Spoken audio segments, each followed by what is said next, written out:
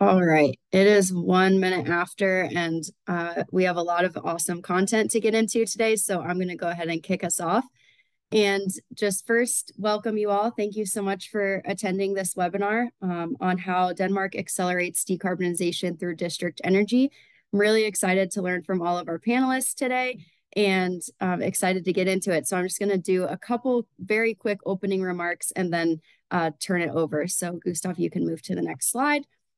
So you're probably already familiar with Second Nature, but if you aren't, Second Nature is a nonprofit organization that works to accelerate climate action in and through higher education.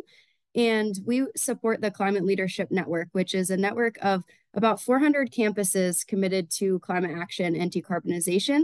And if you'd like to learn more, please just visit our website at secondnature.org, or you can also reach out to me and I will put our URL in the chat.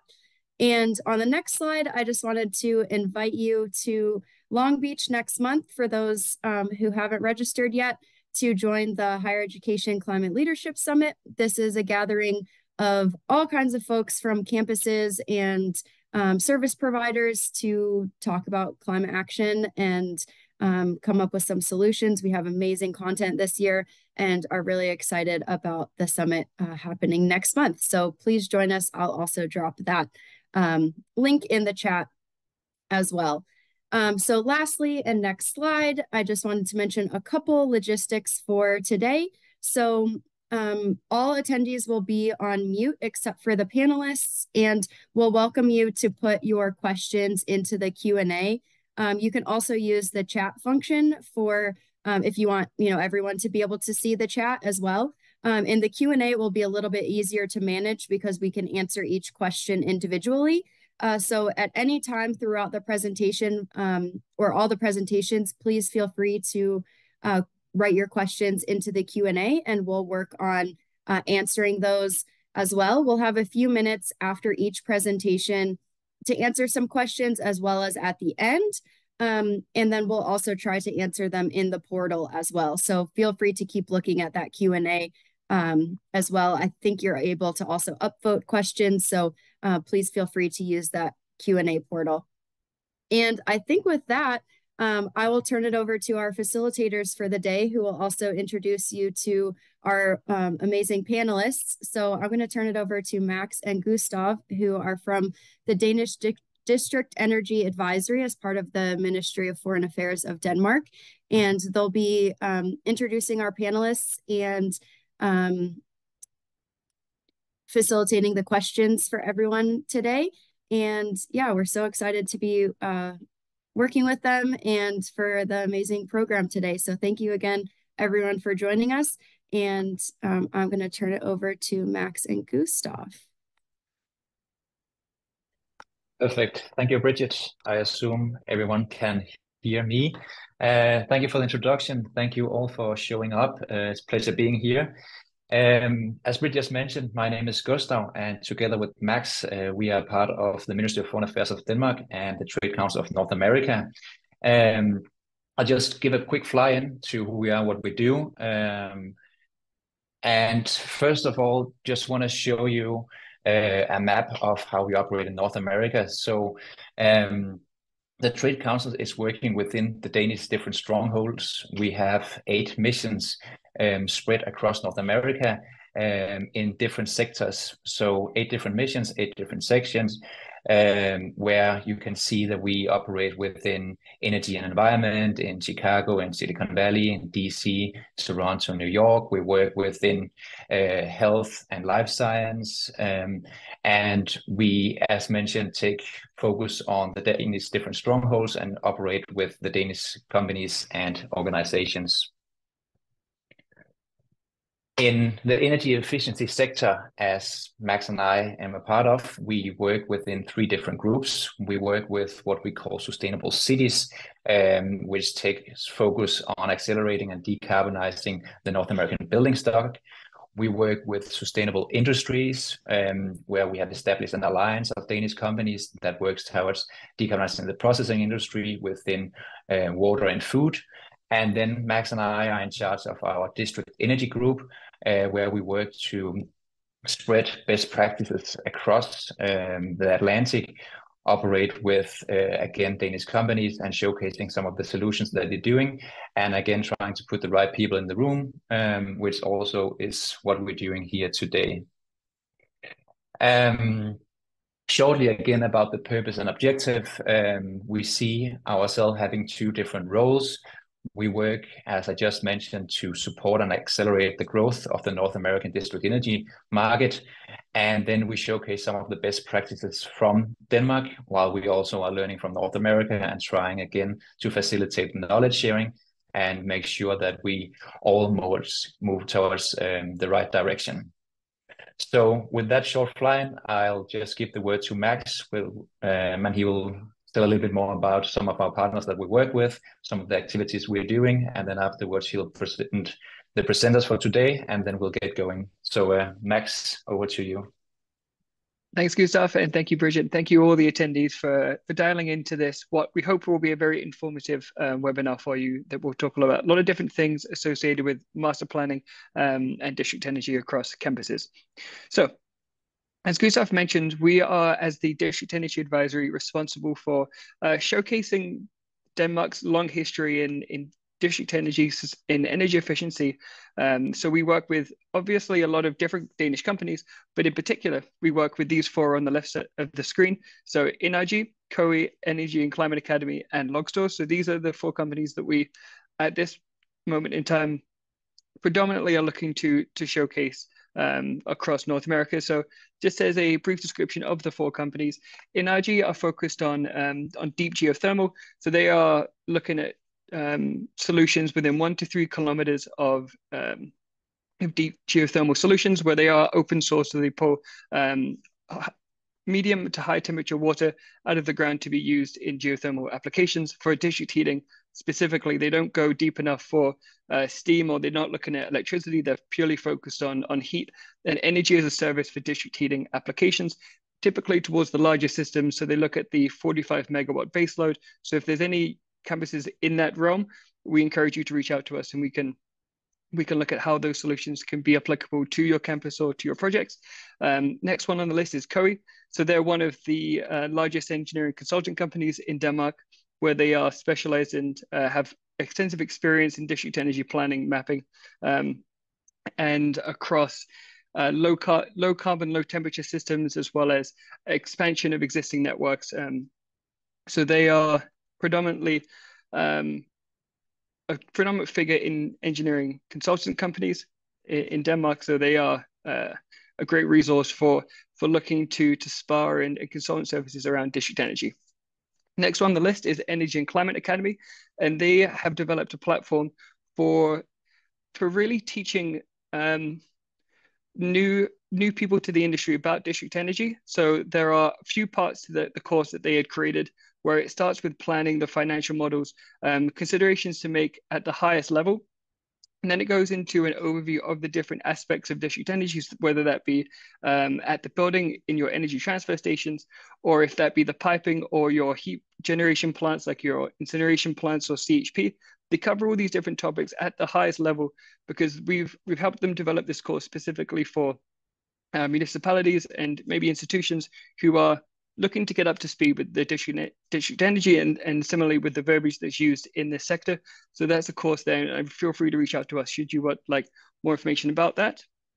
Last on the list here, we have Logstore. So these folk who created pre-insulated piping, and as you may know, district energy piping and district energy systems have kilometers of pipe.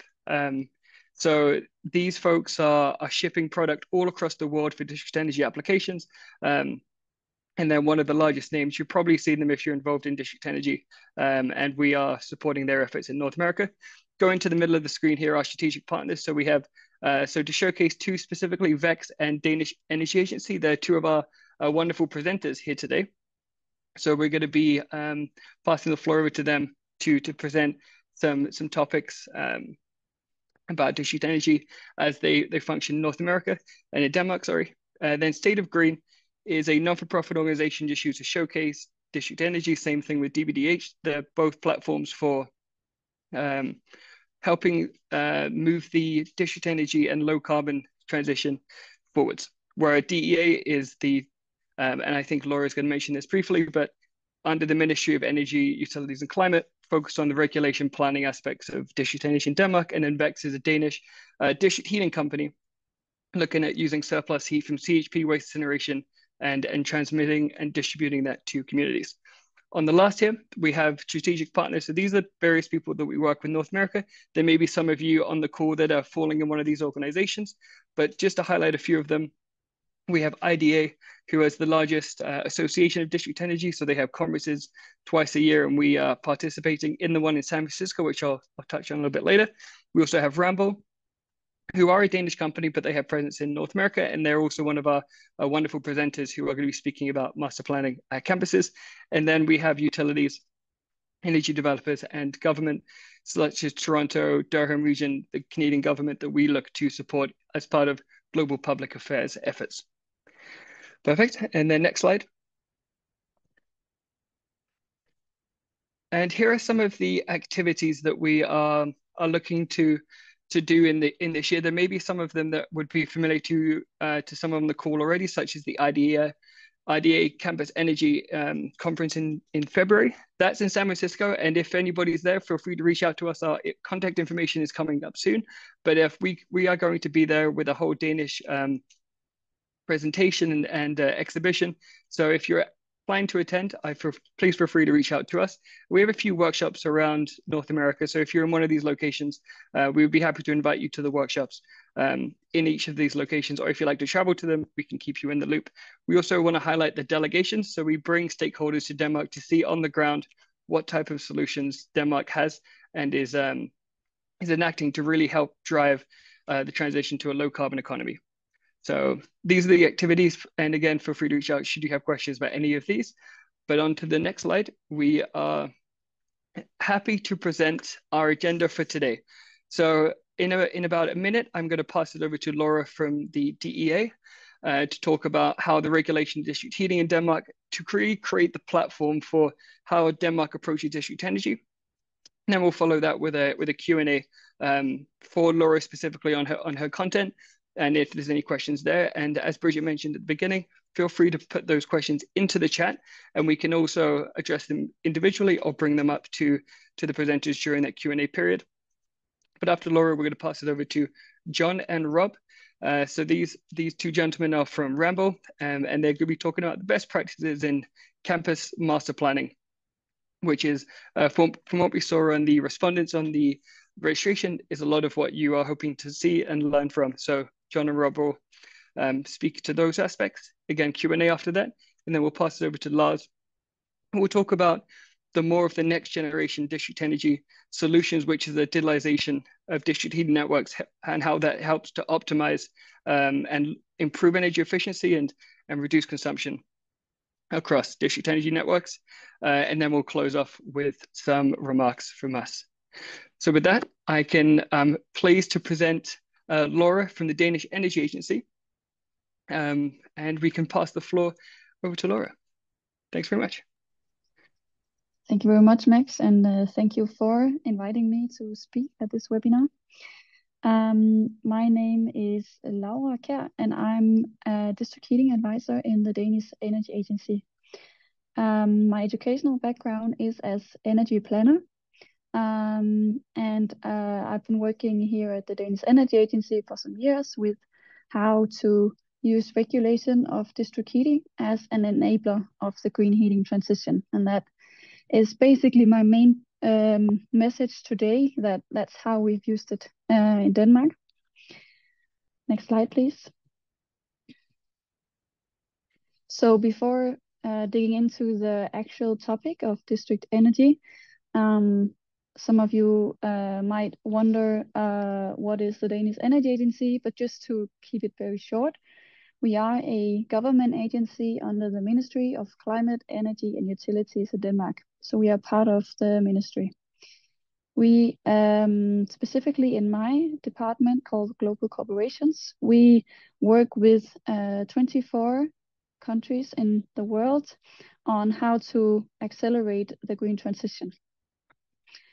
So why do we do that? Well, actually, Denmark established a Climate Act in 2020, and in that we oblige ourselves to actually handle climate issues and climate challenges in the world, because as it says here, Denmark is a small country, but we can inspire and influence the rest of the world through the experiences we have gained.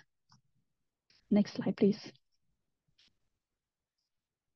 Good. So about the topic, I saw from the background of the attendees that there is a mix of beginners and intermediate people that knows about district heating or district energy. So just to keep it very short, district heating is what we normally work with in Denmark, because we are in fact a very cold climate, and heating is what we need the most. So to us, district heating is hot water in pipes in a closed pipe loop, and we don't have any steam-based systems anymore. So all our pipes have only hot water flowing in them, and I know that that can be a difference compared to the States, for example. Great. Some short facts. 64%, or maybe even more now, it's going fast at the moment, of all houses in Denmark are district heated through these hot water systems. Approximately 17% of Denmark's final energy demand stems from district heating, and the column graph shows that the number of households connected to district heating has expanded since the early 80s, especially. Great. Next slide, please. We have quite a lot of district heating companies in Denmark compared to the small country that we are.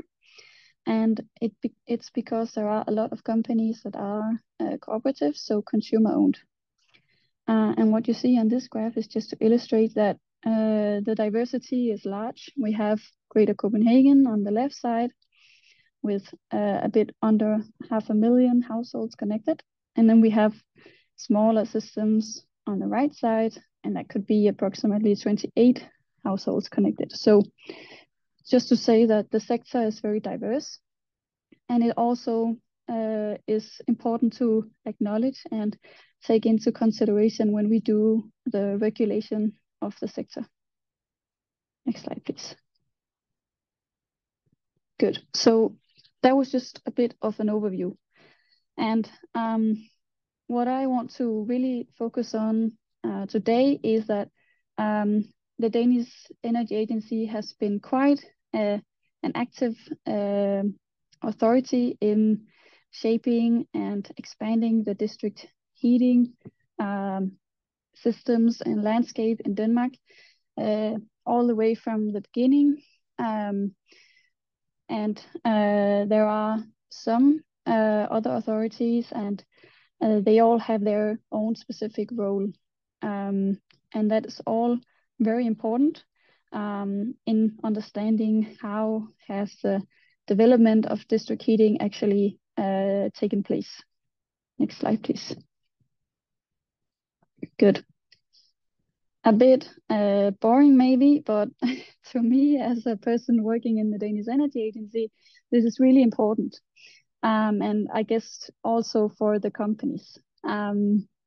So actually from the beginning of the establishment of the Heat Act, it was included that the purpose of the Heat Act was to promote the most socio-economical, including environmental friendly use of energy for heating buildings. So bearing in mind that this was in the end of the 70s, so we have had some oil crisis in the world. We wanted in Denmark to do some centralized energy planning in order to reduce the dependence on fossil fuels. We were very dependent on oil from the Middle East, and we explored natural gas in our own seabeds. So that was a big factor for introducing district heating. Next slide, please.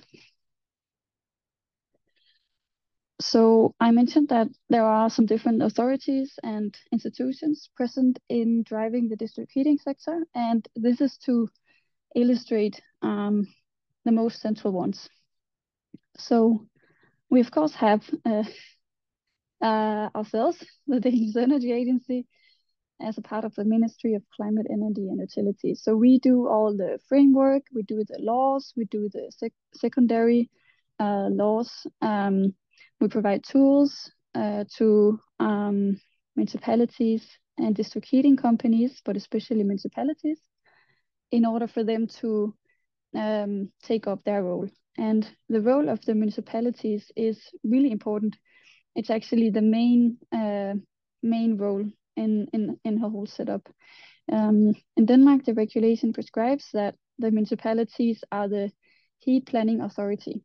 And what does that mean? Well, basically it means that the municipalities are responsible of carrying out heat planning in their own geographical area. And because district heating in Denmark is non-for-profit regulated, municipalities can only operate within their own municipality, of course, in most cases. And in cases where the district heating company is owned by the municipality, which is the biggest district heating companies we have, they are also only allowed to operate within their own owning municipality. And not to bore you with too many details, that's very specific for Denmark, so it's not really applicable to other cases. That's something to do with financing and things like that. If you have a market with a lot of commercial actors, this is not the case, as we see in, for example, Germany and the Netherlands. However, what we do from the Danish Energy Agency is that we provide a lot of tools and guidance on how to do the heat planning, so the municipalities are feeling more prepared in taking up their role. Then we have a regulator, and the regulator is overseeing district heating prices. That's also due to this non-for-profit regulation that we have of prices. And their role is, of course, really important because they have to make sure that consumers do not pay more for their heat than absolutely necessary. So they are overseeing the prices that comes from district heating companies. And the costs for heat is very transparent in Denmark. And that's also something to do with the fact that there is really not that many commercial heating companies. They are mostly owned by municipalities and then consumer owned, as mentioned before. So it's easier to be transparent. That's of course also maybe specific for Denmark. Next slide, please. Good. And this is just simply illustrating that on the left-hand side, we have the national authorities that deals with all the regulation. And on the right-hand side, we have the ones actually responsible for implementation. Next slide, please. If you look over the course of the district heating development in Denmark, you tend to start with 1979, because that was where the first Heat Act was enforced, and it demanded that the whole of Denmark should be divided into heat supply zones, meaning that you from a centralized level would decide if a certain area would have district heating or have natural gas-based heating. And this was the part of having very centralized energy planning in order to avoid sub-optimization, in order to make sure that we have a strategic way of using our fuels. And at least it worked in that time, as it did indeed avoid sub-optimization to a large extent. And it expanded both district heating and natural gas to the whole country. And then there's this word obligations. I don't want to focus too much on that, but in the beginning, it was possible for the municipality to make it mandatory for households to connect to district heating. And it was done in another time. You wouldn't necessarily do that today, and we don't have these obligations anymore. But it was done in order to, of course, secure the investment, the large infrastructure investment that district heating is, so that the economy of municipalities and district heating companies in general would not be too risky. Moving a bit on, I think what I want to focus on in that in the early 2010s, we started from a government level to focus more on really phasing out the fossil fuels, and that was done by introducing more biomass. And later on, there was a big focus on electrifying district heating production, and I want to just focus a bit on that later.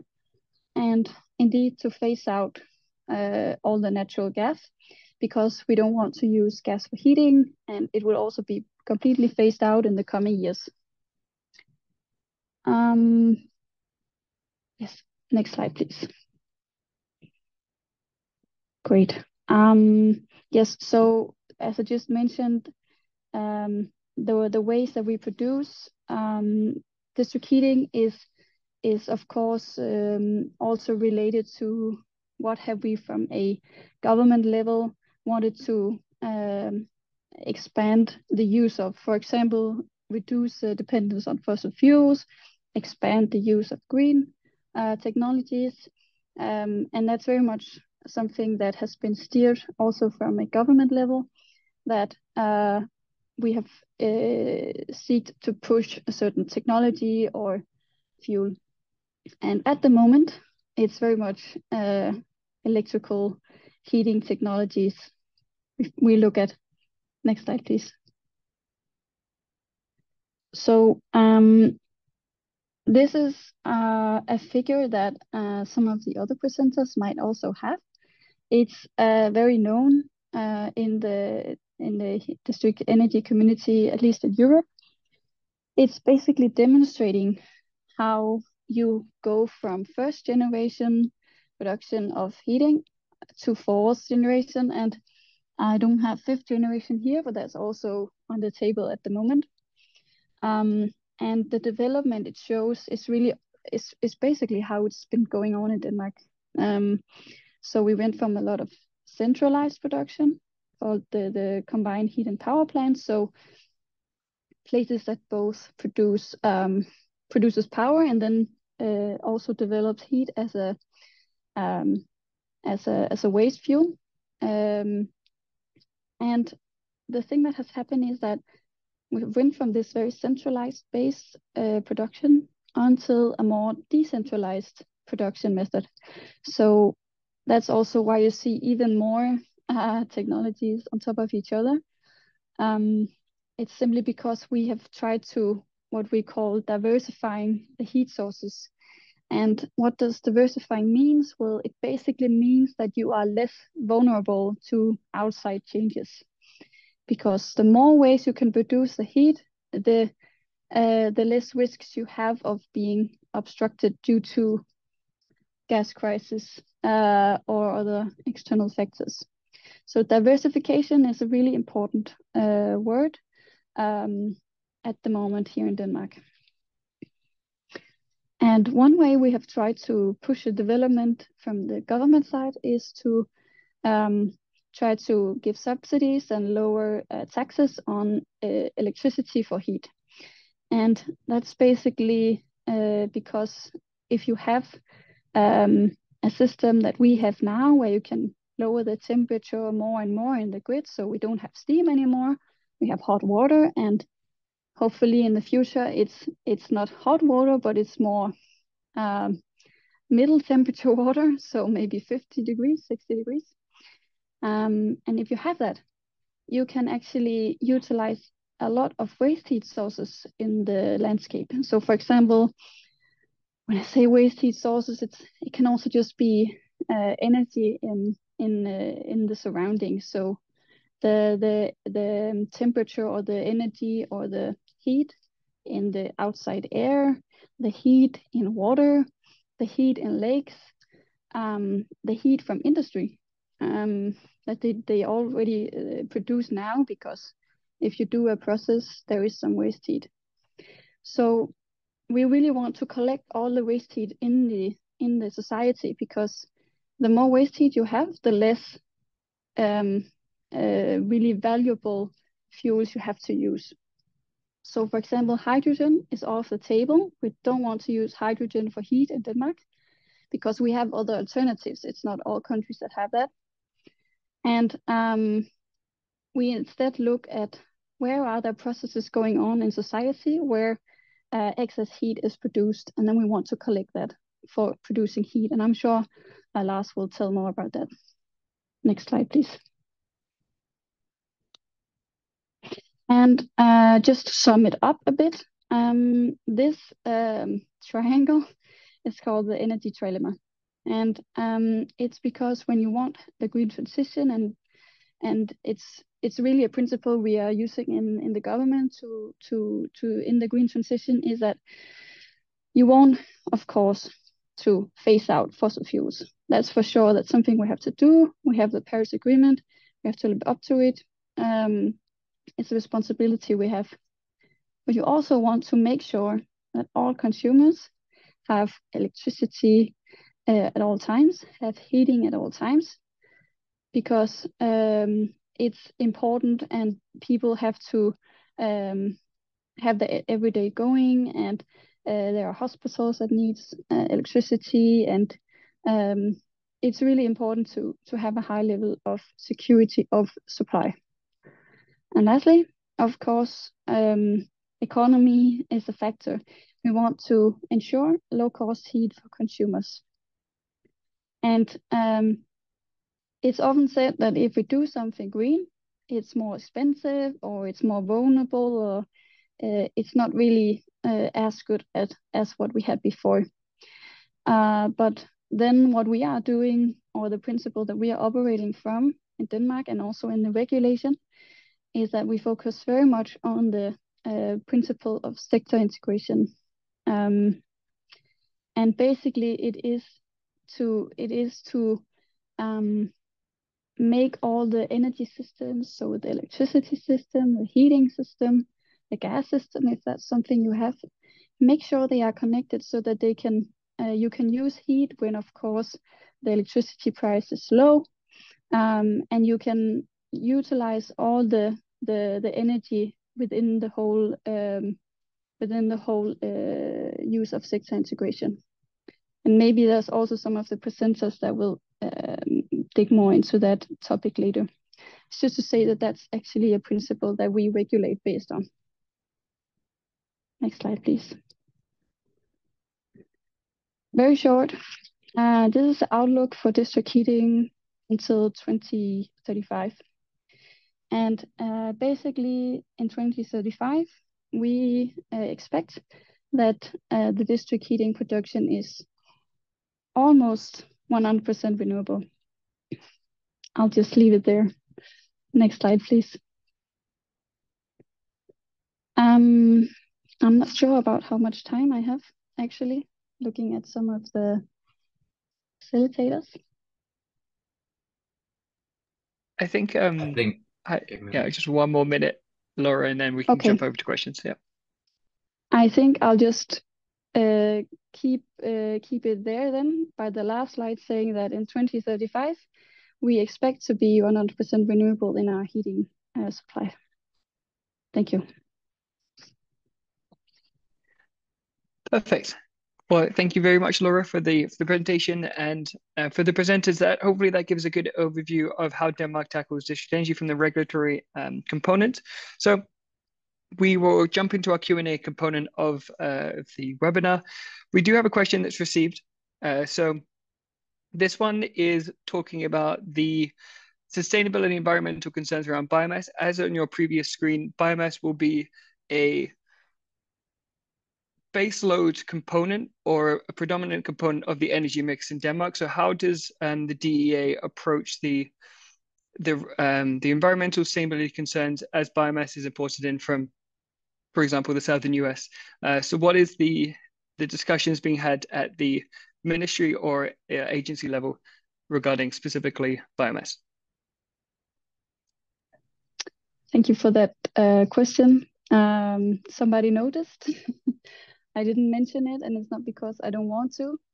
The thing about biomass and the sustainability of biomass is that we follow the European definitions and rules on sustainable biomass, and we are also subjected to keeping within the rules of sustainable biomass.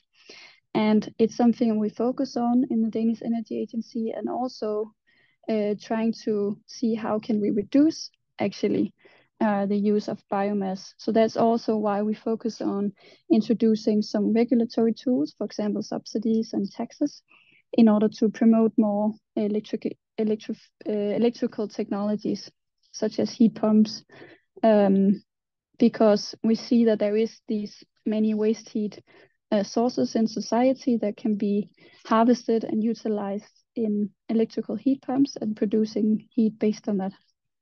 So we are following the European rules on sustainable biomass, and we are acknowledging that the use of biomass at the moment is high, and we are trying to reduce it, at least from the government side. Perfect. Thank you very much, Laura, for that response. And if there are questions for Laura, please feel free to put them in the chat. But while we're waiting for people to maybe drum up or type in their questions, do you have a question about so what we see from North American stakeholders is they're very curious about this non-for-profit regulated utility model that we have over in Denmark. So just wondering if you can speak to how that model either impacts costs of construction or procuring equipment. So if that model, how does it impact the cost of decarbonizing existing systems in Denmark, or putting in more environmentally friendly solutions for heat production or distribution? So it's looking at how that model impacts costs. I can try to keep it short, but it's very complex. But the main thing is that we have this non-for-profit principle, meaning that you can only charge the necessary cost on the heating bill. So the necessary cost for producing the heat. And it's actually working quite well.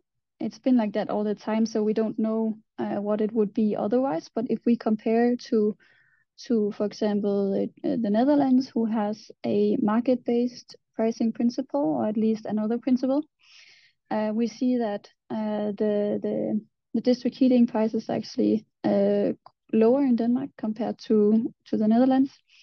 And the way that the green transition affects the bill, well, I'm sure Lars would actually have numbers on it, but at least from our perspective, what we see is that it's actually possible for the district heating companies to do the green transition, because they are obliged to, or they can, they have the mandate from the government to phase out natural gas. So that's of course really important. And then they have the opportunity to take the actual cost of the green transition towards the consumers. But the experience is actually that it's not increasing the prices to do the green transition. So that's of course really positive. Perfect. Thank you, Laura. And to build on to that as well, if people are curious about how all of these subsidies is able to actually make greener solutions cheaper, even though population is increasing in Denmark, the cost of electricity and the energy intensity is actually going down in Denmark. So if people would like more discussion on that, we can feel free to contact me afterwards or participate in one of the workshops, because we will be covering that topic in more detail. But in closing, I want to say, Laura, thank you very, very much for taking the time. And I will pass it over to the gentleman from Rambo, to Rob and John, to speak about best practice in master planning campus district energy systems. So with that, over to you, Rob and John.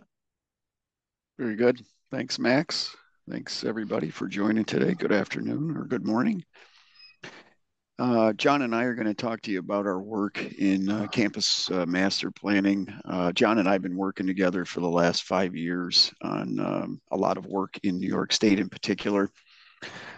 We work both in the public and private sector for higher ed, but much of what you'll see today has been part of our work with the State University of New York. And we know several of our friends are online from the campuses today. So go on to the next slide, Max. So what we'd like to leave you with today as part of our presentation is just talk about how have we been approaching this master planning. Many of the principles that have already been laid out by Laura and soon to hear from John and myself are influenced by what Denmark has been able to accomplish in their transition. So we'll talk a little bit about that. Base load and peaking is very important in how we set up for a transition. We'll talk about what do you have all these existing assets and you need building conversions and how do you plan for all of that? And then what are some considerations that we can leave you with as you're thinking about your campus? Next slide. And keep going, thanks. So when we're talking about a low carbon campus, the vision that we're kind of painting here is on the left-hand side is the current state, and then the vision is on the right-hand side. But currently, as was mentioned, much of our current systems here in the States are steam-based, or they could be high temp or medium temperature hot water. Sometimes they're even hybrid campuses. The vision there is distribution networks that are low temperature hot water. Maybe looking at your buildings at temperatures of 140 or less, but definitely producing supply temperatures that are not as high as today's supply temperatures. Most of the buildings that we encounter are designed for that 180 degree supply temperature. So we'd be looking to lower those over time. But you're setting up yourself for easy plug-in of low carbon technologies. That meaning that you could even work on your steam system conversion, even if your new heat pump central plant isn't in place for a number of years. You could get busy just working on the distribution system alone. Fossil fuel boilers used for base load and then peaking, and the vision there would be to move those over to electrification-based heat pumps. Also including where it's applicable, heat recovery. Definitely tank thermal energy storage will become part of the strategies, and also wanting to make sure that you're utilizing your existing assets. So if you have an existing boiler plant, we're suggesting that becomes part of your long-term strategy, whether that's as a backup or for a peaking asset, but definitely for a full backup in case your heat pump plant was to be down. Cooling from electric or absorption chillers is typical, and then in the future of this would continue with cooling from the heat pumps, whether they're ground or air source. But also we would see some campuses would still continue to use chillers. So you might have district cooling, or you might have district heating and cooling, or you might just have district heating and maybe you still do localized cooling. Electricity from the power grid. In New York, we have fairly aggressive goals to make that electricity renewable and carbon free over the next between now and 2040. So that kind of blends into the strategy that the campuses have to think about. In the future, as mentioned, that's where the grid is heading, but also many of the campuses like to have their own solar on campus, so they could look at installing their own, or they could also enter into a power purchase agreement. Next slide. Just high level on how we've approached the projects. So starting over on the left, all the projects are starting with a preliminary energy analysis of just understanding how is heating and cooling used at the campus. We walk through the buildings to do an energy audit to identify where can loads be reduced. We have a robust discussion about technologies of the future and what do those look like. How do they work with our existing assets that I mentioned? That many of the campuses that we've been working with are already district systems. They just happen to be older generation systems. If you think back to the image that Laura was showing, take those technologies, move them into scenario planning, and lay out techno and economic analysis, talk about implementation and phasing of what next steps might be, and then put all this into a document. We want to think about these transitions about, of course, over the course of time. We're not expecting that everybody transitions all of this in the next 1 to 2 years, or even how difficult it might be to hit this in 5 years. But these are longer term transitions that need to be budgeted for, and lots of different ways of doing heating and cooling on campus. Next slide, please. This is really important that, became a focal point. Oftentimes, campuses may or may not be doing a facility master plan at the same time that the energy master plan is happening. So you want that dialogue up front when you're kicking off an effort like this to understand where are you in the FMP process. Do you have an existing one? Are you still carrying with that? Is there a new one coming?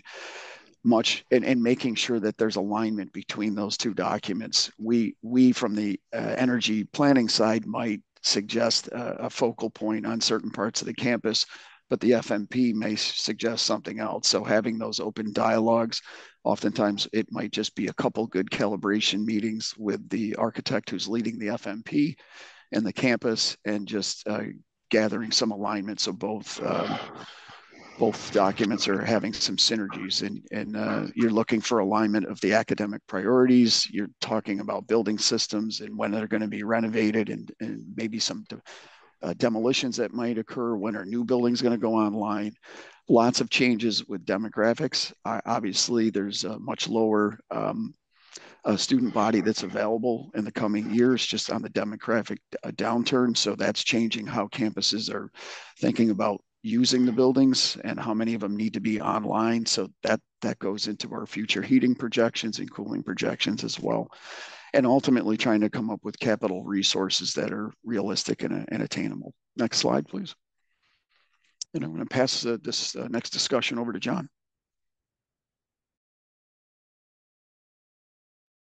Hey, John, you're on mute. Sorry for that. Perfect. I will continue from here. Thank you very much, Rob. I'll talk about baseload peaking and backup strategy. The next slide. Please move to the next slide.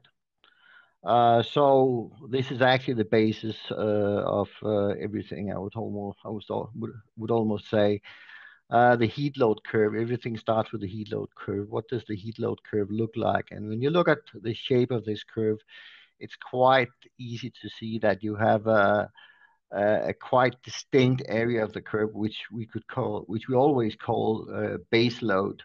This is the green part of the curve. And then we have the red part of the curve, which we would always call peak load or peaking production. The reason why we split it up this way is due to cost efficiency, because if we, and you can see these percentages on the left side of the graph, 55%. If we have 55% of the maximum peak, then we cover approximately 90% of the annual load, and that is the case also in the US as well as in Denmark, approximately. You also see that the peak load requires 45% of the peak heating load to cover only 10% of the annual load. A good example of why this is important is that if you think about a technology as geothermal, which is very common in northern US, then you would see that if you should establish boreholes in the ground for the full peak load, then you would be able to save a lot by reducing the number of boreholes by a factor of 2.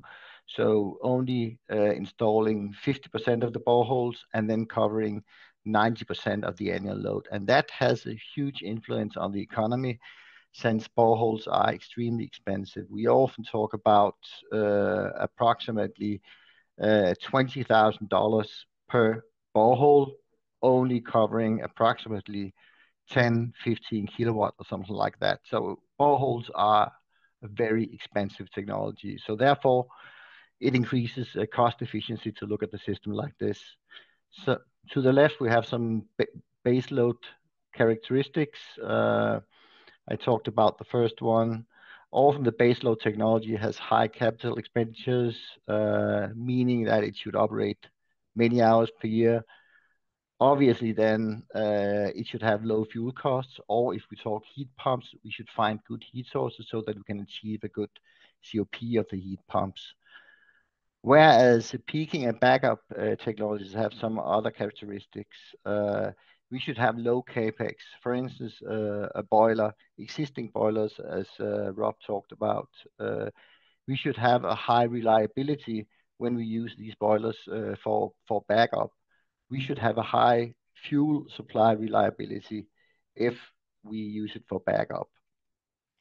So therefore, these are the reasons why we always look at base load and peak load. Please go to the next slide. Technology screening, and the next one. When we start a new project, that is actually one of the first things we are going through. We have a very open discussions with the clients about all kinds of technologies. We are open to every kind of technology and discuss every technology, and thereafter try to filter out technologies which don't fit into the energy system for one reason or the other, or whether if it's fossil fuels, then it would probably not be a technology for the future if they're going to be, if the goal is to get fully carbon neutral. I would talk a bit about the electrification technologies. We often look at heat pumps and we look at electric boilers when we talk about electrification technologies. In this sense, it's also very important to talk about to look at the entire energy system. There is a tendency only to look at this very small system, for instance, on a campus or a specific site. But using an electric boiler will have influence throughout the entire energy system.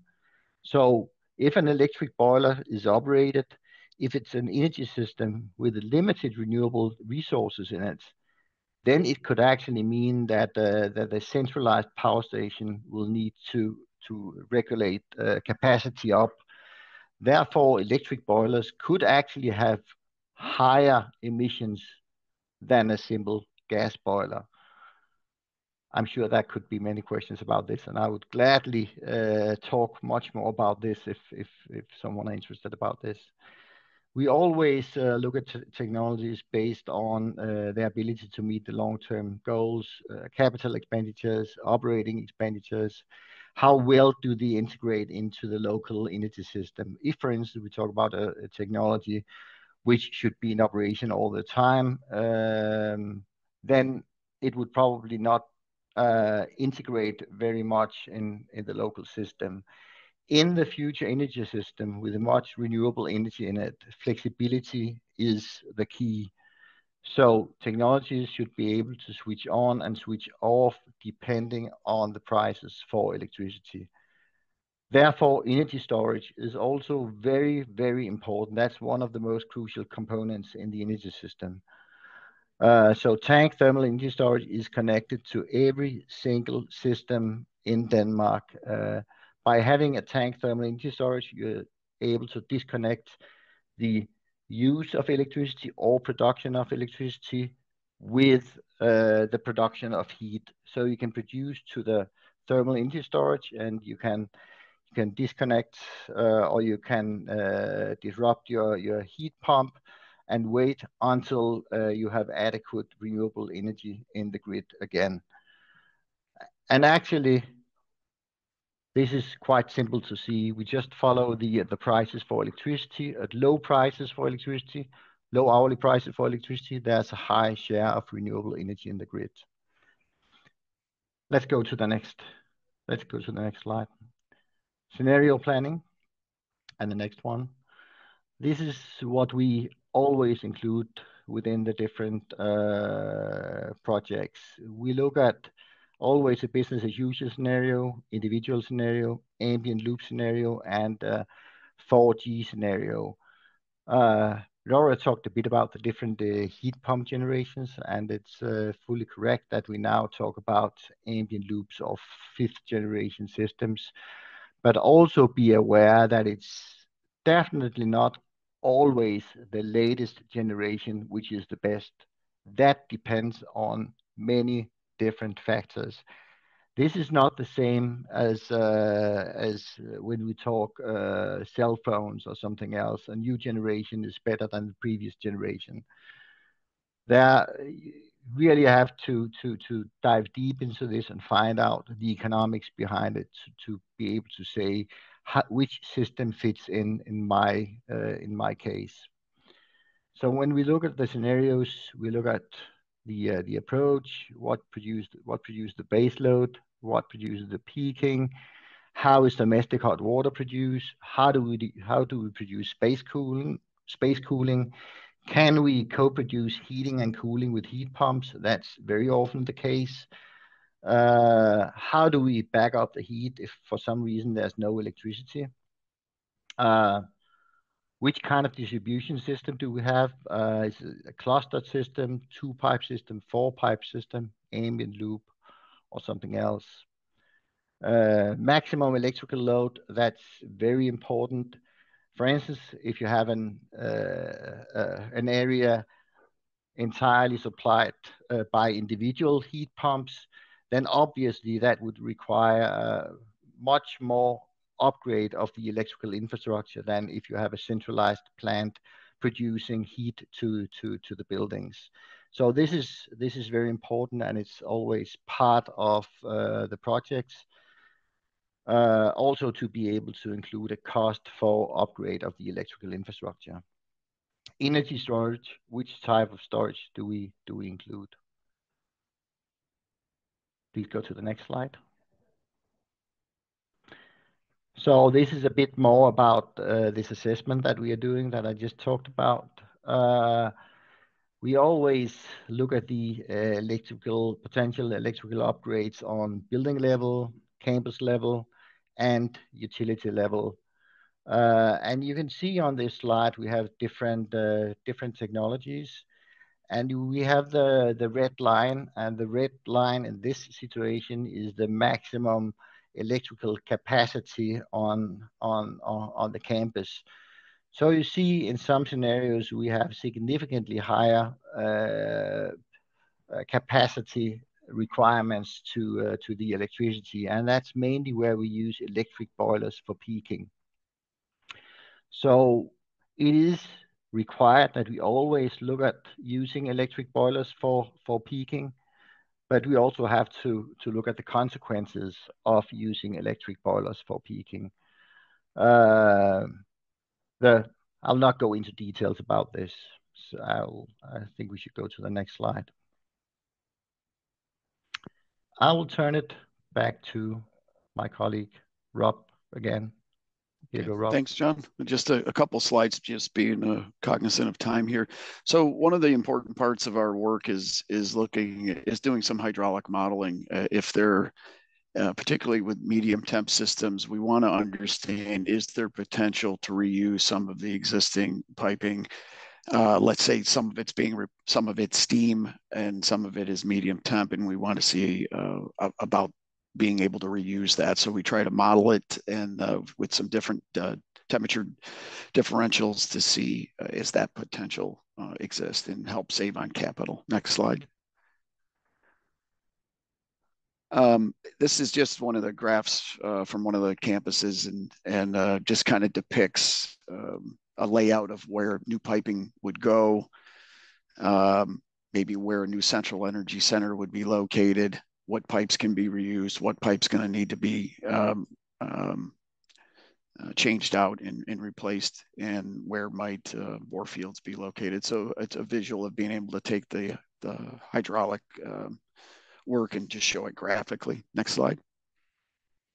And then a few transition considerations to leave you with as we kind of close out our discussion here is two major buckets of phasing and operational. But phasing, you know, many of the campuses that are very steam, that are still steam based, will need a strategy about how to move from steam to hot water, and timing of all that, and what happens if I have steam boilers. You know, putting an energy transfer station at the central plant could be a good option for you to continue using that while you do your upgrades throughout campus in segments.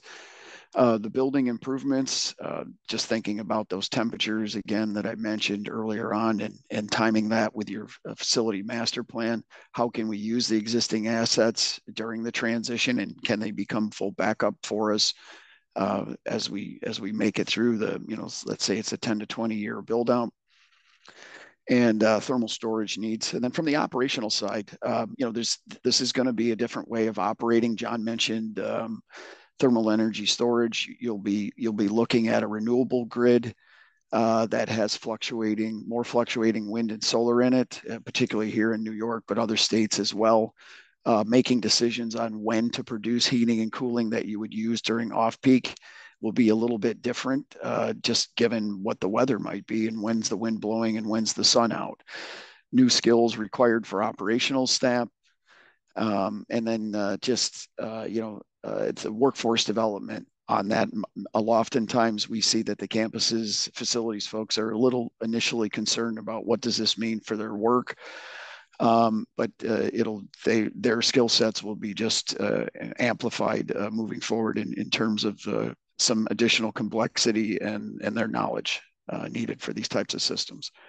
One last slide, I think, is this is a preview. Max, I think it was Max that mentioned the Campus Energy 24 that's in San Diego. This is one of the slides that I'll be co-presenting with Suni Oniana out there. And we took the last 18 months of our work with Suni across 8 of the campuses and boiled it down into a metrics-based presentation. So if anybody happens to be out in San Diego, look for me and be happy to chat with you. Next slide. Thanks. Perfect. Well, Rob, John, thank you very much for that presentation. Very informative, and I hope that the individuals on the call who actively manage or plan for their campus energy and thermal networks have found some value from it. I see there's a question from Jonathan. Will this particular slide deck be available? I would recommend reaching out to Rob and John directly to see about that. The emails are right on the screen here. So Jonathan, I would recommend that you contact them about the slide deck. Another question we have in the Q&A, and again, if there's other questions, please feel free to put them in the Q&A. We'll try and get through as many as we can. Christine mentioned, are you planning on using more biomass within the US? Are you seeing an increase or a flux in biomass usage? We'll maybe tackle that question, Rob. John? It came up in the technology screening. I know Sandy Dijon is on from University at Binghamton, or Binghamton University, and she might have an opinion because they've been on biomass for a long time. There's a few campuses that do have it in New York. We have the Climate Leadership and Community Protection Act law here in the state, and it was a little bit controversial during different versions of draft to final on how biomass was going to be considered. I would say most of the campuses were not leaning towards it for logistical reasons, supply chain reasons, but it does work for some campuses. Colgate University, I'm sure folks probably on the call are familiar with them.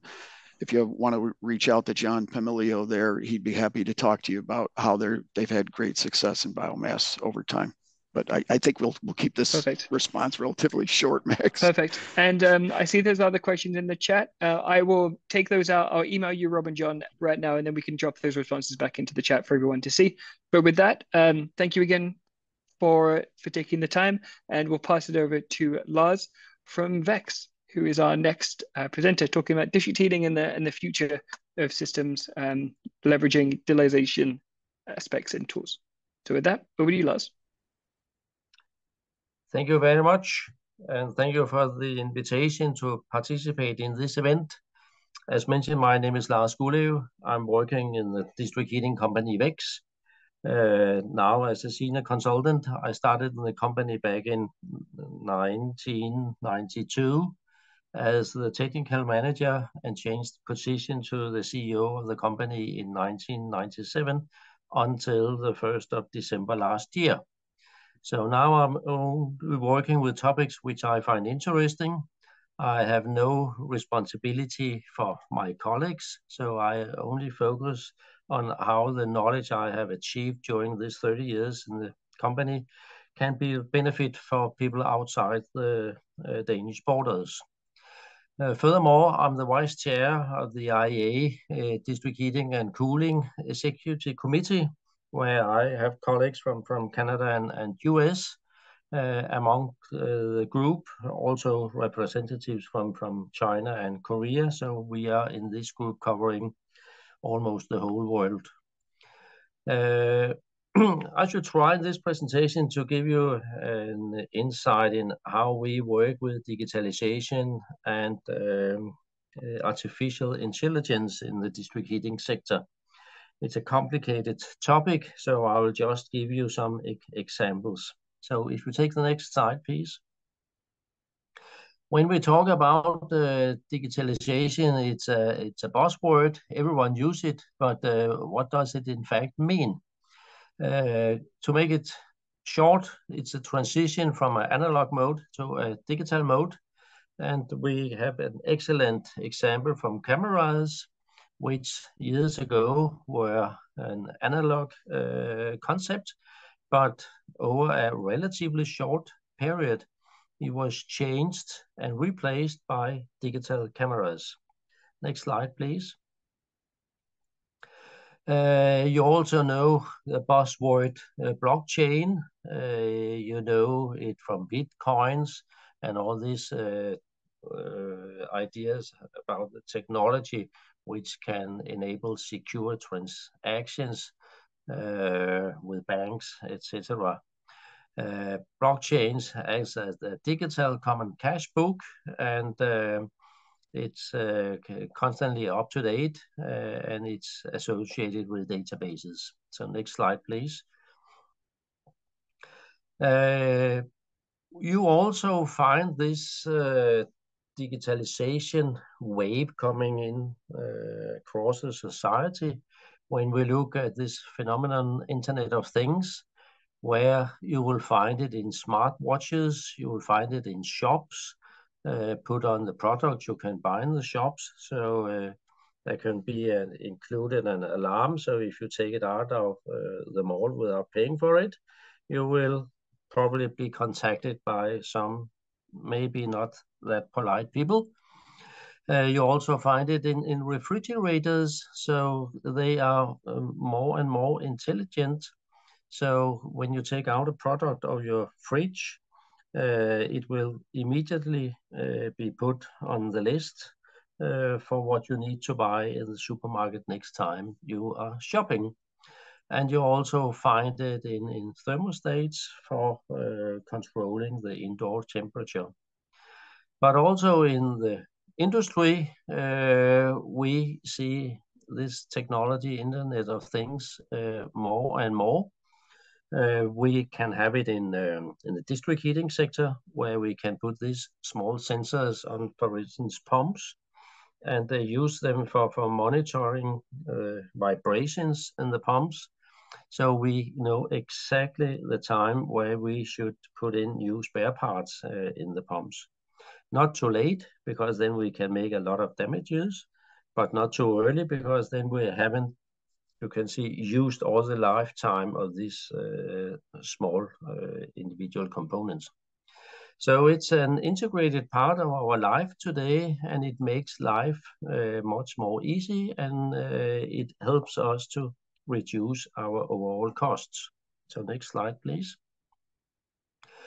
There's a lot of benefits for this data-driven decision making, where we make our decisions based on data instead of feelings and emotions. So I'll go through these 5 examples. So if we take the first one, next slide, please. It shows that we can reduce costs when we use this data-driven decision making. But it's also important that we face that when we introduce this technology in a company, in a district energy company, we also have some new hidden costs, because it's necessary for the data we collect to buy storage capacity for these data. It's also necessary to buy licenses from the producers of the software we need.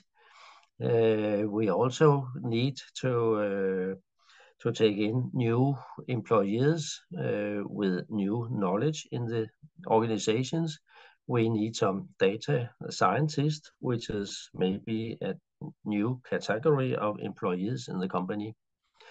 And then it's necessary to set up a program and a strategy for how we teach the employees to ensure that they capture the data and that they are able to also control that we have no failures in the data, because now we use the data not only for creating bills to the customers, but also for making investment decisions. So we need another quality of the data in the future than we maybe have had in the past. So next slide, please.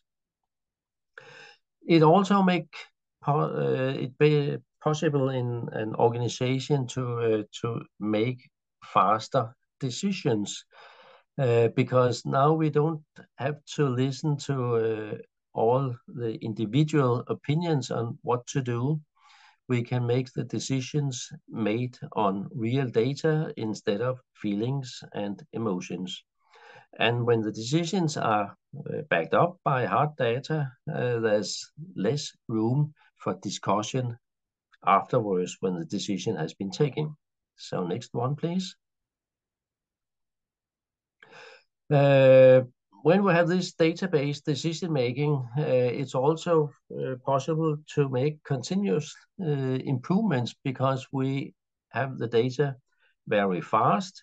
Instead of having data once a year or one every second year, now we can collect data as often as we want, and we can make this data as a fundament for the necessary improvements of our processes. So if you take the next one, please. Yeah.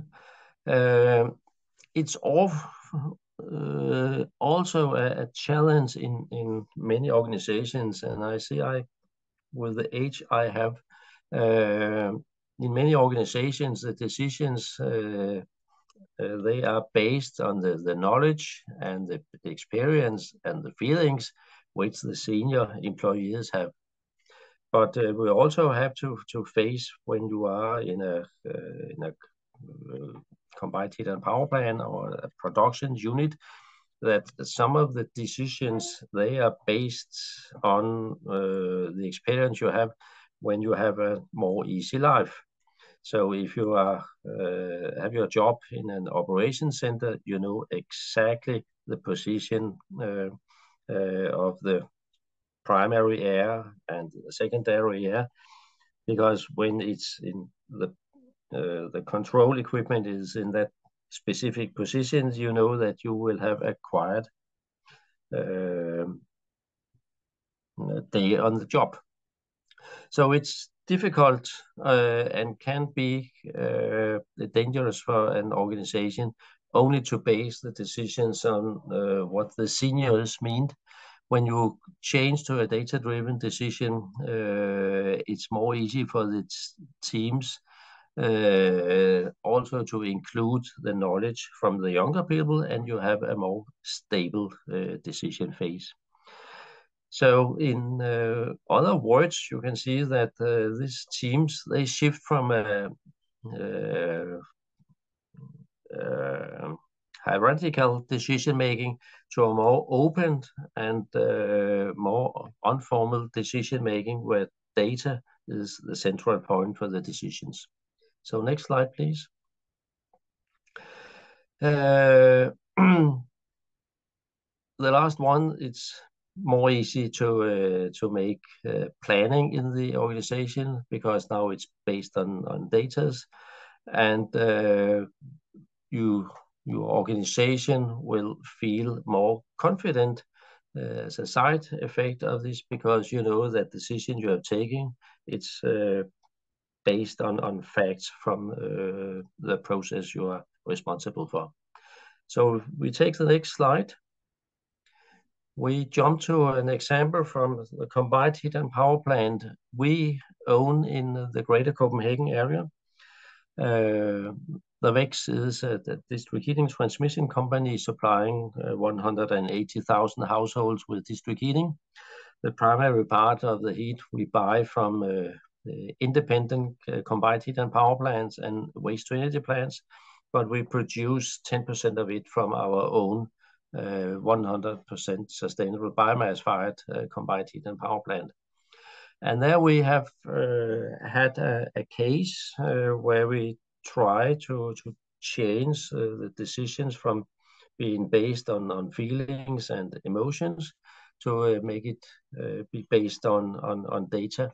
And here it's the control of the NOx emissions from the burning process at the combined heat and power plant. So next slide, please. The challenge when we have such a combined heat and power plant with big boilers is that the percentage of oxygen and the negative pressure in the boiler is not constant. It fluctuates, and it influence on the emissions of the NOx. And furthermore, it has a negative effect on the efficiency on the boiler and on the economy of the production of heat when we have these fluctuations. And if we have a high level of the NOx emissions, it's also important because we have taxes on these NOx emissions. So if we are able to reduce the NOx emissions, we will save money, have a cheaper production. In Denmark, it results in a cheaper district heating for the end users, but it could also, if you have another regime for how you set the price for district heating, it could increase the profit for the producer of the heat. So if we can reduce the NOx emissions, we will have a better efficiency of the boiler. We have lower taxes payment for the NOx emissions. We will have a more stable operation of the boilers, and we will have less time-consuming explanations of outcomes. So if we take the next one. When we started this project, we thought that it was between 7 and 10 measuring points in the burning process, which had influence on the emissions of the NOx. But when we came deeper into the problem, we realized that we had almost 45 measuring points in the combustion process, which has influence on the NOx emissions. And no man, no woman, no human being can overview the consequence of 45 different measuring points and how to adjust these parameters in the combustion process. So for us, the challenge was it possible to set up an algorithm, to set up a model where we could predict or determine the emission level of the NOx emission based on data which we took out from the combustion process. And was it possible to create such a model so we could, for ourselves, explain the underlying causes if the emission level was higher or lower, respectively. So that was a challenge we faced when we decided to start this project. So next slide, please. We succeeded to develop a model together with an external company, a model where we could predict the emissions from the combusting process. And the figure here shows how we compared what we predict of emissions with what we in the real world could measure. So a relatively fine result we sought. It was possible for us to develop this model to create a basis for how we could reduce the NOx emissions from the combustion process. So next slide, please. When we looked at the model, we had an average area compared to the real measured emissions of plus minus 6.3 milligram per normal cubic meter. And if we compare that with an average value around 240 milligram per normal cubic meter, we could see that we have an average error of the model compared to the real life measuring of approximately plus minus 2.7%. And that's in fact a really good result. So if we jump to the next slide.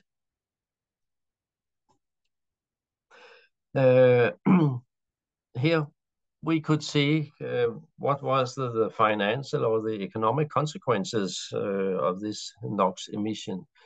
The basis or the reference was that we have total annual cost of 800,000 Danish crowns per year for the emissions of NOx. And if we could reduce these emissions with 10%, we would save 80,000 Danish crowns per year. And the total investments in this model was 1.5 million Danish crowns. So the consequence, if we only have this benefit, was that we would have a payback time of around 20 years. That was not acceptable. But what was important was that we faced new environmental requirements to the annual average emissions of NOx down to 225 milligram per normal cubic meter. And we were at the present level of 240. So if we could reduce with 10% from 240, we would be below this 225 milligram per normal cubic meter. So the alternative to jump into this AI solution, it was instead to invest in new DeNOx burners for the plant with a total investments of around $1 million. So by investing this 1.5 million Danish crowns, we could drop investments of around $1 million. So in this aspect, it was a very cheap solution to go in to regulate the combustion process in the boiler using this artificial intelligence instead of just investing in DeNOx hardware. So from now, we are sure that we will have the same quality of the combusting process 24/7, 365 days a year, because now it's not dependent on individual persons in the organization, but the combustion process is driven by the data we collect from the process. So if we take the next slide, please. So the data-driven decision, it makes it possible to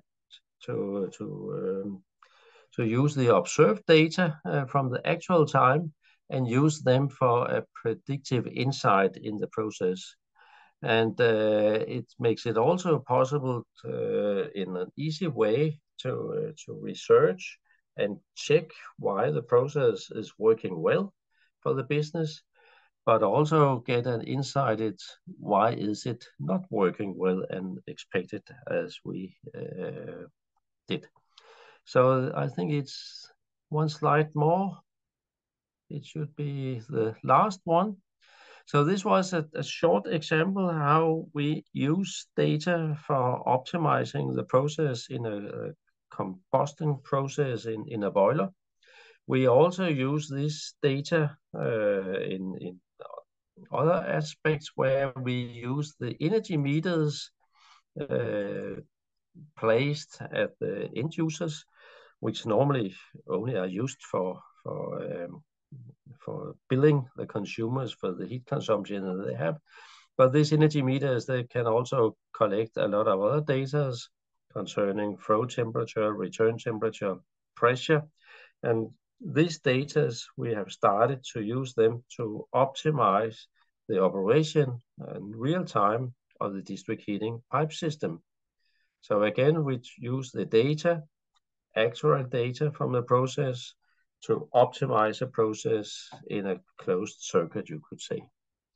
So that's how we do it in Denmark, and I hope that you can use this for inspiration also in US and Canada. So thank you very much. Perfect. Thank you very much, Lars, for that presentation. And digitalization is there's quite a push for it in Denmark, and I'm not sure if everyone can see the chat, but I shared a link to State of Grime's brochure on digitalization in district heating. So it's a really great read for anybody who's interested in this topic a little bit more. But Lars, there was a question that came in on the cybersecurity threats and the security aspects behind you could say the mesh networks, or behind all the operations moving to a virtual environment. What are some aspects that you're seeing in your experience, or that Denmark's doing, or even North American applications that are doing, or methods that they are doing to protect their thermal grids from maybe cybersecurity incidents, threats, etc.? Yeah, excellent question. That's a topic which was at the top of the agenda in Danish district heating companies, at least in the last ones 2 years ago, and now it's on the top of the agenda. We are living in Europe in quite another world today compared to the situation before the 22nd of February 2 years ago. Data security and cyber security is very important for a company like our company. And one thing is how you can be attacked from you can see enemies outside the organization, but it's also a threat what can happen from people inside the organization. So we have this awareness campaigns for the employees in the company. For instance, energy consulting companies working for us and other companies working for us, then they have to get through a test. And for the employees, it's an obligation that they take this test. And if they don't, succeed to finalize it with the result expected by the management group, they have to face that they have to leave the company. So furthermore, we test this cyber security system. We are directly a member of the Third Energy, which is a national organization in Denmark, monitoring online all important parts of our infrastructure. So we have a small unit sitting in our data center in the company, which is connected to this organization. And if we have an alarm there, we just push the red button, and then we disconnect the data system in small islands to ensure that a threat won't be spread in the organization. So it's a serious problem. Yeah. And I'm sure there'll be many more conversations about that, especially as we go to both lower thermal, lower temperature systems, as well as increasing the use of software solutions and technology. So, Lars, thank you again for taking the time.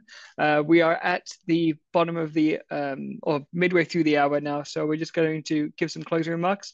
So my email's on the screen. There were a couple of questions in the chat. I encourage you to reach out to me afterwards, and we can have those questions answered. In addition to, if there's any other questions from any of the attendees for any of the presenters, feel free to reach out to me and we can get your questions answered. But I will, in closing, mention the activities, obviously, that we are going to throughout the year. Connect with me should you have any questions about those. But of course, this has been an introduction to the various aspects of district heating. That course that I had mentioned before is a really great way of improving the knowledge on district heating for people who are the beginner to intermediate levels. So if you have questions about that, please feel free to reach out to me on that item as well. But just want to say thank you very much to Bridget, to all the presenters, to all the attendees. And just pass it over to Gustav in case there's any other words from his side and as well for Bridget. So Gustav, over to you. Yeah, no, I just want to follow up and say thank you all for participating. Thank you for the presenters being here today. As mentioned in the beginning, Max and I are here to facilitate knowledge sharing. We will be happy to connect. As mentioned, we will be going to IDEA here soon. Rob, I think you mentioned San Diego. I know I'm going to San Francisco, so I know some of us should check our flight tickets. But beside of that, I think we are good to go. We'll be happy to connect. And Bridget, maybe practicalities. I think you'll send out a follow-up email with a link to the recording, information on all the speakers. And yeah, I think that should be it from our end. Wonderful. Well, in closing, thank you again, everybody. Have yourselves a great rest of your afternoon or evening, depending on where you're dialing in from in North America or even the world. So with that, goodbye, farewell, and feel free to connect. Thank you all.